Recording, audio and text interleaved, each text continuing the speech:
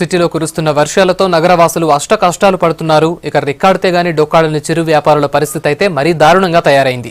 వర్షాలకు జనం బయటకు రాకపోవడంతో గిరాకీ లేక వ్యాపారం సాగటం లేదంటున్నారు.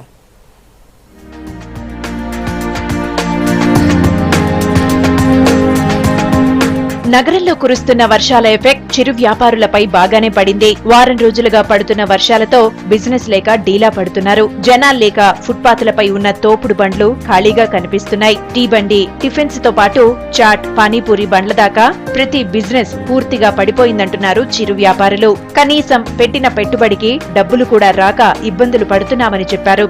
ఎవరు వస్తలేరు, వర్షాలకు బయటకు ఏరొస్తారు, వస్తలేరు. 8 రోజులు అయిపోయి గిరాకీ లేదు, వ్యాపారమే లేదు. ఏది చేసినా సరిపోయినట్టు తీసుకపోవడం పారవసుడు అవుతుంది. ఇంతకు ముందుకు అట్లే మామూలుగా అమ్ముకునేది, రోజుకో 100-50 అన్న దొరికేది. ఇప్పుడైతే మొత్తమే దొరుకుతలేదు. పాలు, చక్కెర డబ్బులు కూడా మళ్ళీ వస్తలేవు. ట్యాంక్ బండ్ పై చిరు వ్యాపారం చేసే వారి పరిస్థితి మరీ దారుణంగా ఉంది. ఇప్పటికే ఎన్టీఆర్ గార్డెన్ దగ్గర రోడ్డుపై గుంత పడటంతో ఆ రోడ్ ను బ్లాక్ చేశారు.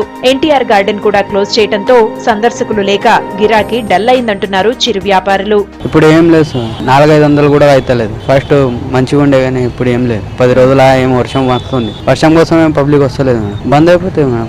ఏం మాల్ పైసలు కూడా వస్తలేవు. వేస్ట్ అయితే మొత్తం పడారా మేడం. అదేం పైసలు రావు, ఏం రావు. ఖరాబ్ అయిపోతాం మొత్తం గిరాకులు అయిపోతే. వారం నుంచి వానలు పడుతున్నాయి, గిరాకులు కూడా లేవు. రెంట్ వస్తుంది, నెల రెంట్ కట్టాలి. గిరాకులు కూడా అయితే లేవు అసలు. ఏం కూడా అవుతుంది, ఎట్లా బతకాలి అర్థం కూడా అవుతలేదు అసలు. ఇప్పుడు వర్షం వస్తుంది, ఎవరు పబ్లిక్ కూడా వస్తలేరు, ఎవరు కూడా ఏం కొనుక్కుంటలేదు అసలు. మరి ఇట్లా రోజులు వాళ్ళిపోయేటప్పుడు కూడా పబ్లిక్ భయపడి ఇళ్ళకి ఎవరు కూడా వస్తలేరు వర్షాలు. నేను ఒక్క రోజులు అమ్ముకుంటేనే మంచిగా, లేకపోతే వాడేసుడు అయిపోతుంది మాలంతా. వారం రోజులుగా వ్యాపారం లేక ఏం చేయాలో అర్థం కావడం లేదని ఆందోళన చెందుతున్నారు. ఇలాగే మరికొన్ని రోజులు వ్యాపారం సాగకపోతే తినడానికి కూడా కష్టమే అంటున్నారు. మరో 3 రోజుల వరకు వర్షాలు కురిసే అవకాశం ఉండటంతో బిజినెస్ ఉండదని దిగులు పడుతున్నారు చిరు వ్యాపారులు.